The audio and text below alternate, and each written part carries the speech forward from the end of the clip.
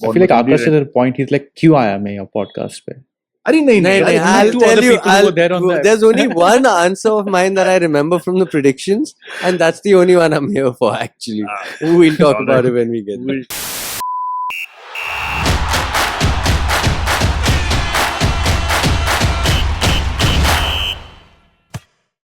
At the start of every season, what we do is we all put in our predictions, what we think is going to happen in the Premier League season. And then we just keep it locked away in one corner of our phones, not look at it for the entirety of the season, only to have it open up on this episode, which is the end of season episode. Because there's a lot of interesting things that pop up. जो भी predictions आप लोग ने किए बहुत funny हो सकते हैं. And that's what we're going to do now. First up, of course, is the top 4 prediction, which we give in order. Because Mukesh is not here, let's start off with his prediction. Mukesh predicted City to win. So well done. Liverpool to come second, United to come third, and Arsenal to come fourth. Which is interesting because even Akarsh's predictions were City to come first, Arsenal to come second. So going well. I had Arsenal second. Nice. Yeah. You had Arsenal second. United to come third. Thank you. Wow. But it wasn't to be. Wow. I can't believe. Wow. And Liverpool to come fourth. Rash, you had Arsenal to win, and you mentioned for sure in that little voice note that you had sent us during that episode recording. City to come second, United to come third, and Liverpool to come fourth. I just want to say lots of support for Man United from all 4 of us in this season, which just wasn't to be. That's crazy, yeah. I don't even know why. I don't remember there being any sort of optimism around United. No, because Ten Hag's first season was quite good, won the Carabao Cup, finished, I think, third. And it looked like they were just coming into shape towards the tail end of the season. Yeah, and it did look like after letting go of Cristiano Ronaldo, after letting go of Sancho and all, he was cracking the way, thoda optimism aa raha tha, but we didn't take into account the second season syndrome. We did not take into account the second season syndrome. So yes, those were our top 4 predictions. Over to the relegation. Mukesh's relegation candidates were Luton Town, Nottingham Forest, and Bournemouth. So 1 out of 3 he has gotten right. Akarsh, your relegation candidates again were Luton Town, Sheffield, and Bournemouth. So 2 out of 3 you're getting right. I think we all give company too much credit. Yeah, we did give company too much credit, and as we go on to the next few categories, we'll know exactly why. Okay. Right. Prashant, your relegation candidates were Luton, Forest, and Everton, which looked like it would happen. Prashant. Thanks. Thank you. And also, it didn't. Everton, I just saw a stat today where 26 points was enough, and Everton had 26 points in December, so not even really close. Yeah, but it looked like you were flirting with relegation again this season, especially with the points reduction and full on making out with it. Yeah. Thoda flirtatious behavior was happening. And finally, my predictions were Sheffield United, Everton again, and Bournemouth. Oh, thanks, Samo. Yes. Thanks. See? Thank you. Yes. I'm just saying, we all thought, or at least 3 of us thought, that Bournemouth were going down. But they really, really surprised us. Yeah, well done, Bournemouth. Well done, Bournemouth. I feel like Akash at a point he's like, क्यों आया मैं यहाँ podcast पे? I'll tell you, there's only one answer of mine that I remember from the predictions, and that's the only one I'm here for, actually. We'll talk about it when we get there. Is it the Haaland to get the golden boot? Yeah. Bang on. Right. Next up is we had to choose 2 teams to get Europa League. Akash, we'll start off with Mukesh. Mukesh said Newcastle and Chelsea will get Europa League, which is who has? Newcastle and okay, nice. Yeah. It is it is Chelsea and Spurs. Newcastle get Conference Newcastle missed it, yeah. Newcastle get Conference League. So it's Chelsea and Spurs. No, Newcastle don't even necessarily get Conference League, no? Depends on FA Cup, yeah. Yeah. So as of now, at time of recording, it is Spurs and Chelsea who have the Europa League slots. So Akash said Chelsea and Newcastle. Mukesh said Newcastle and Chelsea. Akash also said Chelsea and Newcastle, but in an inverted format. So Mukesh said Newcastle to finish 5th and Chelsea to finish sixth. So at least he got Chelsea's position back. Right. Akash said Chelsea to finish fifth and Newcastle to finish sixth. Mm. Prashant, you said Spurs and Chelsea, so bang fucking on. Nice. Bang fucking on. In terms of positioning as well as in terms of clubs. Very well done. I said Newcastle and Villa. Interesting. I knew that Villa would get European football. You but were rooting for Villa to really. Yeah. So in the top 6, you got only United wrong. Pretty much. Mm. Pretty much. Nice. Right. Next up is the Conference League spot. One spot goes to the Conference League. Right now, currently, it is the 7th spot, which is held by Newcastle as it stands, because FA Cup victory for Man United will give them Conference League game time. But we all said, at least 3 of us, Akash, Mukesh and I, all said Spurs to get Conference League. Prashant went a little differently and said Brighton to get Conference League. It has not been a good season for Brighton. It hasn't. Yeah. No. It hasn't. Right. Next up, we go to the overperforming team and our reasons for why they are going to be overperforming.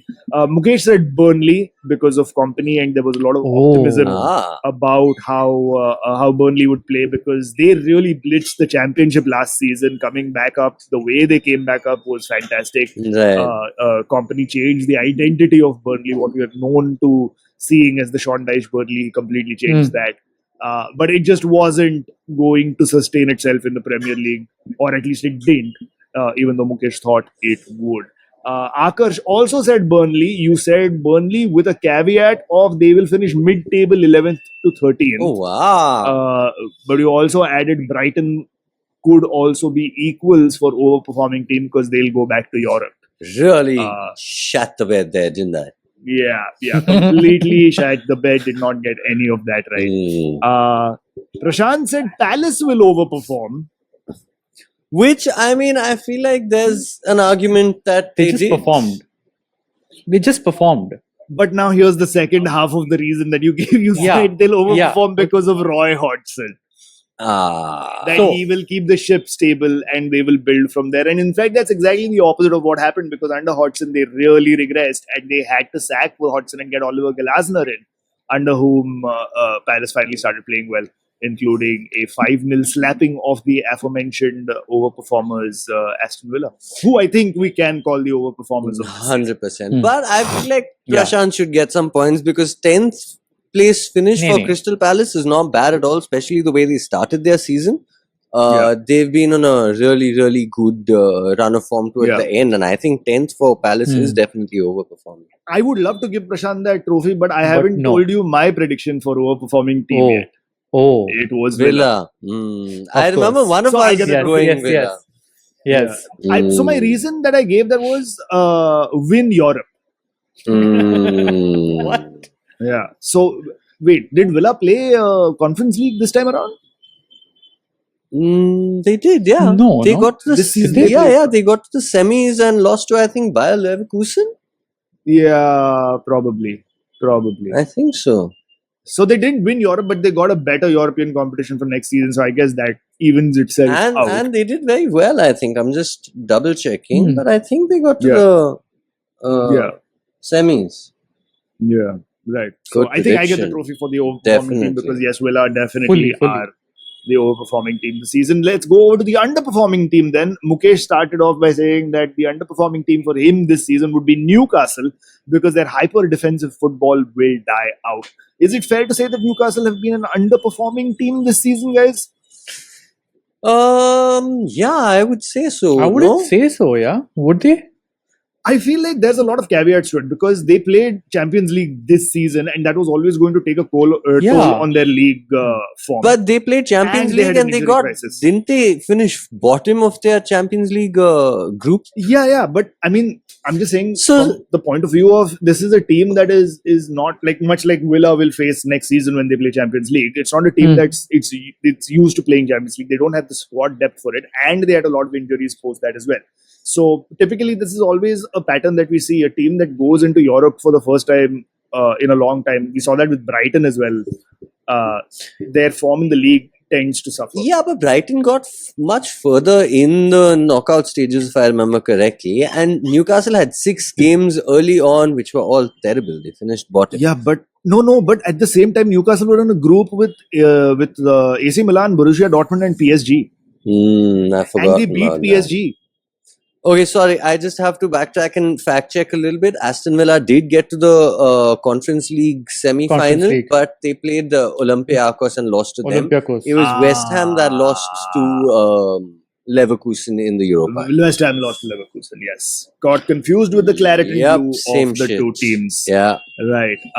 So Mukesh says Newcastle, which I think let's put a pin on that for underperforming team. Akarsh, you said Brentford, that they will have a big drop off this season, and I think that's kind of true. I mean, it's definitely true. Factually, factually, the most improved team compared to last season are Chelsea, because they had 19 more points than last season, and Brentford were 20. Brighton would be no. No, Brighton still dropped by. No, so Brighton dropped by 14 points. Chelsea was up 19 points. Brentford was 19. down 20 points. Oh. So Brentford finished on spot on. 39. They had 59 points last time. So yeah, I'd say spot on. That's a big drop off, and that is quite spot on. Prashant, you said Bournemouth will be the underperforming team because they'll have lots of pressure, and the history that they've had in the competition is not very good. Yeah. They are a bit of a yo-yo club, or they tend to be a bit of a yo-yo club, and you did not have any faith in the manager and Jody Iraola. And that did not age well. Yeah, that did not. 9 points better off than last season. I said the underperforming team would be Chelsea, and I could have got that right if it wasn't for the last few games of the season where you fucking steamrolled your way into the Europa League spots over Man United. But yeah, so I think we only came up because you wrote it. Yeah. We only came up because you wrote it. That's it. Chelsea wanted to prove me wrong. Mauricio Pochettino has a grudge against me personally. Exactly. It's not Palmer. It's not none of the performances. Just because you wrote it down. It's just me. It's because they listened to the corner flag and that was their team talk. Right. Next up is Golden Boot. Iska to discussion karne ki zarurat hi nahi hai. Very quickly, we all said Haaland. Are we sure Mukesh didn't say Nunez? No, he did not. Or did he not have a debate about Salah? I think the Salah season. No. I think we all said Haaland very quickly. Akash just confirmed that Golden Boot has indeed gone to Erling Haaland. Let me check. Oh yes, it has. By a margin of 5 goals. Yeah, this is what VAR needs to be, you fuckers. This is how we check and make sure that we are making the right decision. Golden Glove then. Let's talk about the Golden Glove. Mukesh said Alisson would get the Golden Glove. Firstly, who did end up with the Golden Glove this season, Akash? David Raya with 16 clean sheets. Right. Mukesh said Alisson. Prashant said Aaron Ramsdale. Who? कौन? वो तो नहीं चला. मैंने बोला था निक pope को मिलेगा गोल्डन ग्लव, पर उसका अगर इंजरी नहीं होता था, if he wouldn't have wasted and missed so many matches, maybe he was in within a shout. But clearly Akash wins this because he said David Raya at Arsenal. And this is the reason I'm here. And this is the only prediction I remember very clearly, because I said David Raya at Arsenal when David Raya wasn't at Arsenal. It was well before his transfer. I could see that transfer coming because I knew Ramsdale was shit and Arsenal needed a top player, and I knew David Raya was the only one. So while he was still at Brentford, I said David Raya would get the clean sheet at Arsenal. Yeah. Fantastic one. Fantastic prediction. Okay, now I'm leaving. I came to this episode just to pat myself on the back. Now. Repping the goalkeepers union. Yeah, repping the goalkeepers union for sure. Let's go over to the most red cards. Akash, who was the player who got the most red cards, and how many red cards did that player get this season? So it was a 3-way tie because 3 players got 2 red cards, and it was Yves Bissouma, Reece James, and Oliver McBurney. Ooh.